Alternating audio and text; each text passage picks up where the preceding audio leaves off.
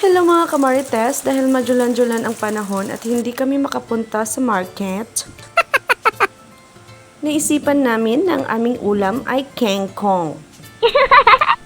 Thank you gali sa among kugihan nga anak na nag-udlot-udlot sang kangkong sa likod sa among balay.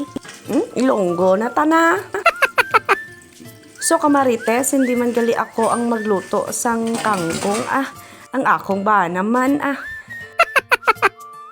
Sila nga, adobohon ni man daw ang kangkong, hindi niya man butangan sang ginamos kay mag-ubo-ubo man tanako. Kamarites, mapati ka ba lang ilonggo ko? Ilokana, tanako nga dako, kamarites Natunan ko lang bala magsulti sang ilonggo.